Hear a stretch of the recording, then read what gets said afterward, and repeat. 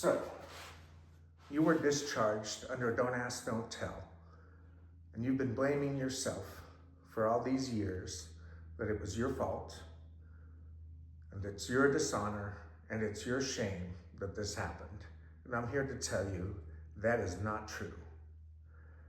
When you were a young person, you chose to join the military, and in the military, in basic training and advanced individual training, or whatever they call that in your branch, they instill you with the values of dignity, honor, and honesty. And you go through that training and they instill those values in you, and then they told you to shut up about who you are and lie about who you are. And for a young person to be instilled with those values and then told to lie about who they are, that leads to a cognitive dissonance that is impossible to reconcile.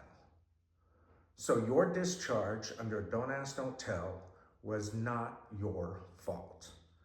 I know that you've been telling yourself all these years, all you had to do was shut up about who you were and you could have made it and it was your fault. No. The country put you in an impossible situation, so it was not your fault. And so I want you to forgive yourself for that, and I want you to move forward. And for some of you, I think you should go to the VA for military sexual trauma counseling. There's a misunderstanding about the VA services. Some people think you have to have disability compensation to receive services at the VA, and that is not true. If you were verbally harassed, received homophobic comments, or anything like that during your discharge, you can go to the VA for military sexual trauma counseling, and it doesn't have to be 5 years long. It can be what I think they call it short-term solution-focused training.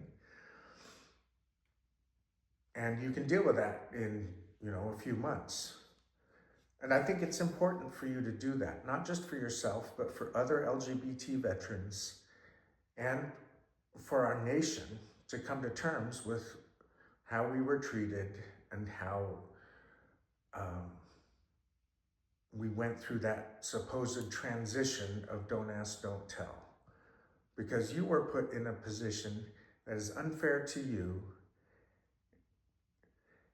and unfair to the LGBT community, and that was not your dishonor, not the LGBTQ community's dishonor. So I would encourage you to go to the VA and get some counseling through a vet center or through the VA. And you don't have to apply for disability compensation or anything like that. Just get this off your chest and come to terms with it and move on with your life. Now, for some of you, maybe the verbal harassment was really bad, and your entire unit was saying bad stuff about you and stuff like that, and it wasn't just hazing. They weren't okay with you, but just joking around. It was really intimidating, really meant to humiliate you. And maybe in that case, you could apply for disability compensation. You have PTSD, and maybe they'll give you 10, 20% disability for that, and that's fine. And then for some of you, maybe you were physically assaulted. I'm not saying you were knocked out or got a broken arm, but I knew someone in the Navy, they called it falling up ladders. Maybe you were physically assaulted and it was because of your sexuality during the discharge process. And in that case, I really think you should apply for disability. And that may not be under MST, but you really should apply for compensation in that case. Then the next level up is if you were sexually assaulted. Now,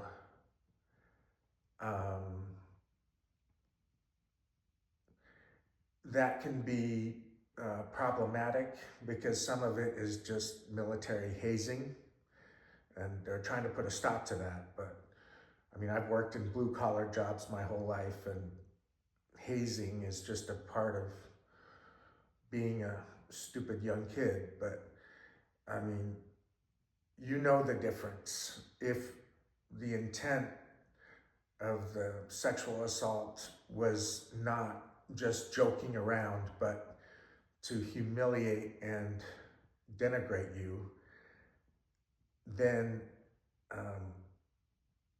I think you're under a moral obligation to seek disability compensation for that.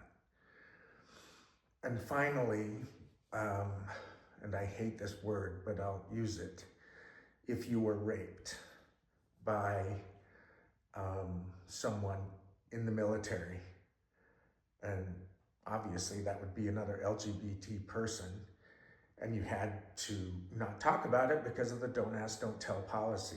And that's one of the most vicious problems with don't ask, don't tell.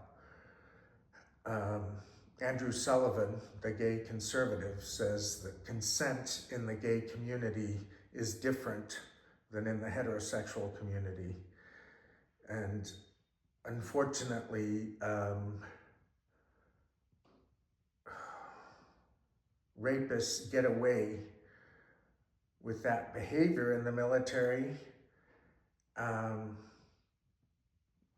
Well, they did get away with it because of don't ask, don't tell.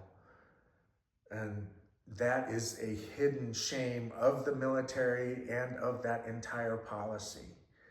And absolutely, if you experience that terror in the military, seek disability compensation. That was not your fault. I also want to talk to you about those discharged prior to 1993, before don't ask, don't tell. All of this applies to you as well.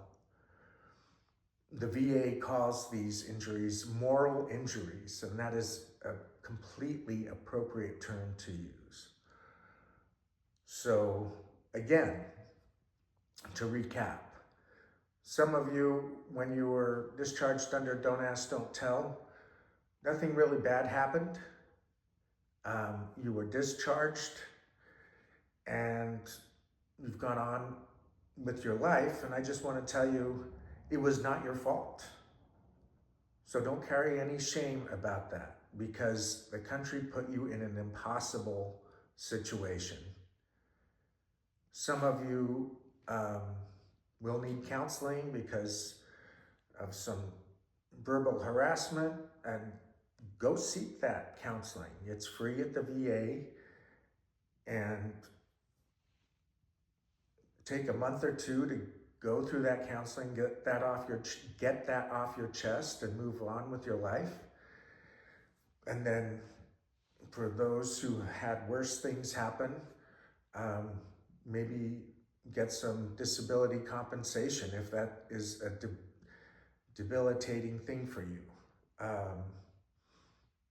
And how do you determine that? Well, you determine that through counseling, with your veteran service officer and with your therapist. You see, how much is this affecting you in your daily life? So, God bless and stay strong.